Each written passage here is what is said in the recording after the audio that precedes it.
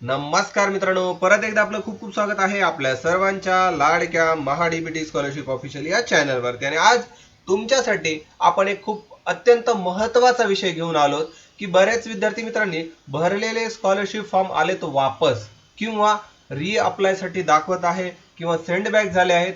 तर मग या प्रश्नासाठी आपल्याला कशा पद्धतीनं तो प्रॉब्लेम सोडवायचा आहे, कशा पद्धतीनं फॉर्म वापस पाठवायचा आहे आणि कशा पद्धतीनं लवकरात लवकर पैसे मिळवायचे या संदर्भात अधिकृत व्हिडिओ हाच मित्रांनो. तर त्यासाठी सर्वप्रथम मित्रांनो, आपण महाडीबीटी स्कॉलरशिप ऑफिशियल या चॅनलवर नवीन असाल, अद्याप चॅनलला सबस्क्राईब केलं नसेल, सगळ्यात महत्त्वाचं चॅनलला सबस्क्राईब करा, कारण अशाच नवनवीन माहितीचे व्हिडिओ आपल्या चॅनलवर येतच राहतात. चला वळूयात आजच्या विषयाकडे. सर्वप्रथम पहा, आपण आपले सरकार डीबीटी किंवा ज्याला आपण महा डीबीटी असं म्हणतो या वेबसाईट वरती आलेलो आहोत. ही वेबसाईट वरती तुम्हाला यायचंय. इथे आल्याच्या नंतर ऍप्लिकंट लॉग इन नावाचं एक सेक्शन पाहायला मिळेल, त्याला सर्वप्रथम क्लिक करून घ्या आणि तुमचा जो आयडी आणि पासवर्ड असेल तो आपल्याला इथं टाकून घ्यायचा आहे. तर सर्वप्रथम मी माझा आयडी आणि पासवर्ड या साईडला टाकून घेतो मित्रांनो. आयडी आणि पासवर्ड टाकून झाल्याच्या नंतर आपण लॉग इन हिअर नावाचा एक ऑप्शन आहे, याला क्लिक करूयात म्हणजे आपण लॉग इन होऊ.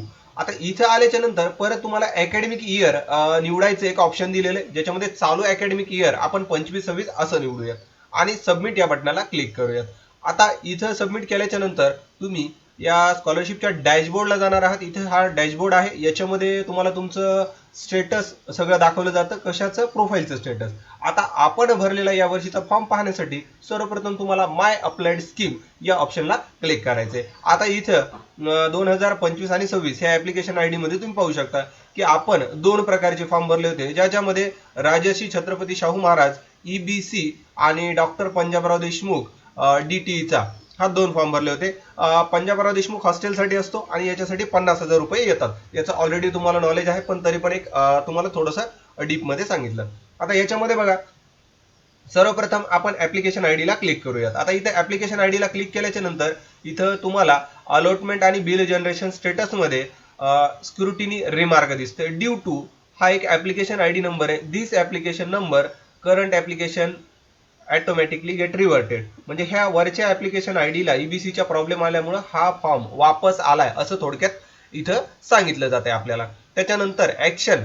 आता ऍक्शन ही कुणी घ्यायची आहे, सेंड टू ऍप्लिकंट, म्हणजे ऍप्लिकंट कडे पाठवलं आहे, जो अर्जदार आहे त्यानं पाठवलेलं आहे अर्जदाराकडे. हे कुणी पाठवलंय, कॉलेज क्लर्कनं.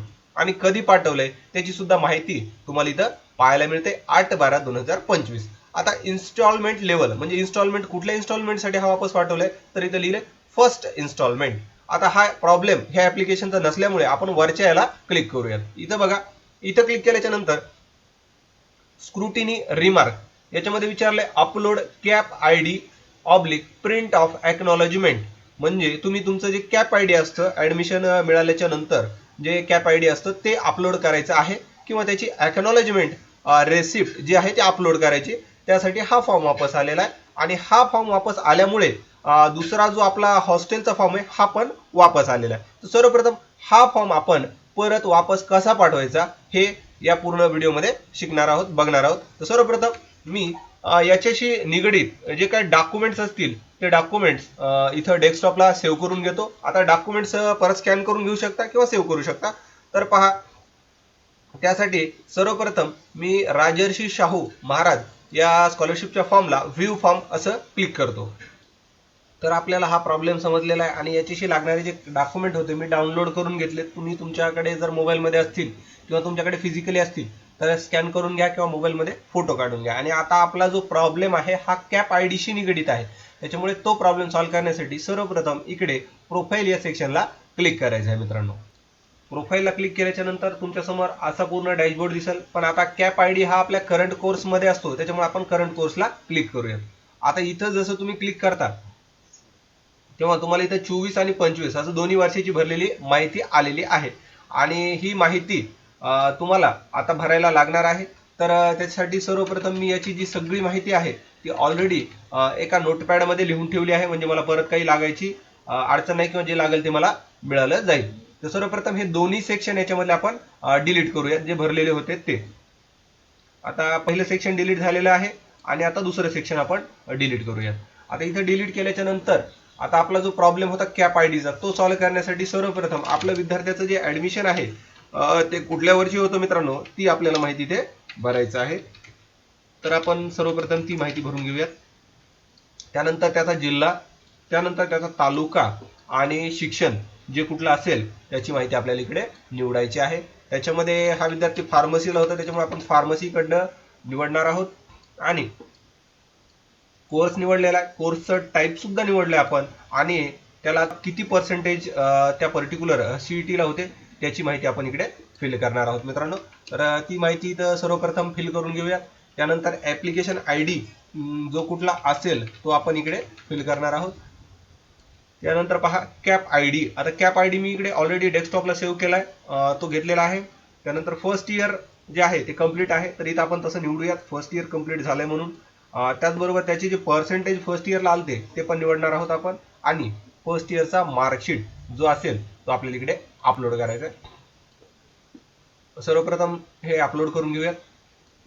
आता फर्स्ट इयरचा मार्कशीट मी स्कॅन करून घेतलेला आहे आणि तो आता इथे मी अपलोड करून घेतो. आणि अपलोड केल्याच्या नंतर सेव्ह या बटनाला क्लिक करूयात. म्हणजे फर्स्ट सेक्शन जे होतं या विद्यार्थ्याचं ते आपण कंप्लीट केलेलं आहे. त्यानंतर आता सेकंड इयर आपण इथं जे कॅप अपलोड करायचं होतं ते केलेलं आहे. आता सेकंड इयरची माहिती जी विचारलेली आहे ती माहिती जशाच तशी म्हणजे अगोदर आपण ज्या पद्धतीनं भरली होती त्या पद्धतीने आपल्याला ही माहिती इथे भरायची आहे. त्या विद्यार्थ्याची जी फीस टाकायला सांगितलेली असते कॉलेजनं पावतीवरची किंवा बोनाफाईडवरची ती आपल्याला इकडे मेन्शन करायची आणि त्यानंतर सेव्ह या बटनाला क्लिक करायचे. अशा पद्धतीने हा प्रॉब्लेम तो सॉल्व्ह केला, पण आपला पूर्ण 100% सोल्युशन झालेलं नाही. त्यासाठी परत माय अप्लाइड स्कीमला क्लिक करायचं तुम्हाला आणि इथून री अप्लाय असं आपल्याला फॉर्मला क्लिक करायचं. सर्वप्रथम आपण त्याला क्लिक करूयात री अप्लाय साठी. आता इथं क्लिक केल्याच्या नंतर परत विचारलंय तुमचं रिन्युअल आहे का, तर हो, कारण हा सेकंड इयरचा विद्यार्थी आहे. त्यानंतर तुम्ही कुठली स्कॉलरशिप निवडली का, तर नाही. तुमच्या घरात लाभार्थी किती, तर 1 असं निवडा. त्याचबरोबर तुमचं डिक्लेरेशन इकडे तुम्ही जे बनवलेलं आहे डिक्लेरेशन ते अपलोड करा. त्यानंतर इथं विचारले की तुम्हाला TFWS स्कीम मध्ये ऍडमिशन झालेलं आहे किंवा त्याचा लाभ घेताय का, तर नाही. EWS मध्ये झाला असेल तर S निवडा आणि EWS अपलोड करा. पण या विद्यार्थ्याचं EWS मध्ये नाही झाल्यामुळे आपण इथं S निवडत नाही. आता ही सगळी माहिती भरल्याच्या नंतर तुमच्या समोर असा पॉपअप ओपन झालेला आहे. आपण इथे क्लिक करूयात आणि सबमिट करूयात. म्हणजे आपलं भरलेलं ऍप्लिकेशन हे कॉलेजकडे जाईल. इथं आता तुम्हाला सगळी माहिती दाखवली की तुमचं ऍप्लिकेशन कॉलेजकडे गेलेलं आहे. परंतु आता तुमचे 2 ऍप्लिकेशन होते, एक ऍप्लिकेशन कॉलेजकडे गेलेलं आहे. तर आता हे दुसरं ऍप्लिकेशन जे सेंड बॅक टू ऍप्लिकंट दाखवते याला पण आपल्याला परत सेम प्रोसेस करायची. त्यासाठी आपण रिअप्लाय या बटनाला क्लिक करून ओके 2 वेळेस क्लिक करूया. आता तुमच्या समोर अशी विंडो आलेली. परत तुम्हाला इथे सगळी माहिती भरायची की तुमचं रिन्युअल ऍप्लिकेशन आहे का, तर हो, आणि त्याचा ऍप्लिकेशन नंबर सुद्धा टाकायचा आहे. आता रजिस्टर लेबर आपण नाहीत, अल्पभूधारक असल्यास एस करायचे आणि त्याच्याशी निगडीत जे डॉक्युमेंट असेल अल्पभूधारकचं ते अपलोड करून घ्या. त्यानंतर तुम्हाला हॉस्टेल किंवा रेंटनं राहत असाल तर त्याच्याशी निगडीत तुमचं जे काय कुठलं डॉक्युमेंट असेल, आता इथे या विद्यार्थ्याच्या केसमध्ये रेंट ॲग्रीमेंट आहे ते आपण अपलोड करूयात. तुमचं जे डॉक्युमेंट असेल ते अपलोड करून घ्या. त्यानंतर डिक्लेरेशनसाठी परत सेम इथं डिक्लेरेशन अपलोड करून घ्या. आणि आता हा ऍप्लिकेशन आयडी आपण टाकूयात. आता ॲज इट इज आपण याला पण सबमिट करूयात आणि सबमिट झाल्याच्या नंतर असा परत आपल्याला पॉपअप दाखवल. मग अशा पद्धतीनं तुम्ही दोन्ही ऍप्लिकेशन सबमिट केलेले आहेत आणि तुमचा रिअप्लाय म्हणजे वापस आलेला फॉर्म किंवा सेंड बॅक ऍप्लिकंट झालेला फॉर्म क्लिअरपणे आपण सुधारलेला आहे. तर याच्याशी निगडीत तुम्हाला जर काही आणखी अडचणी असतील तर कमेंट करून सांगा. हा व्हिडिओ गरजू व्यक्तीपर्यंत जास्तीत जास्त शेअर करा. चॅनलवर नवीन असाल तर चॅनलला सबस्क्राईब करा आणि तुमचा मौल्यवान वेळ दिल्याबद्दल धन्यवाद मित्रांनो. भेटूयात नवीन एका व्हिडिओत.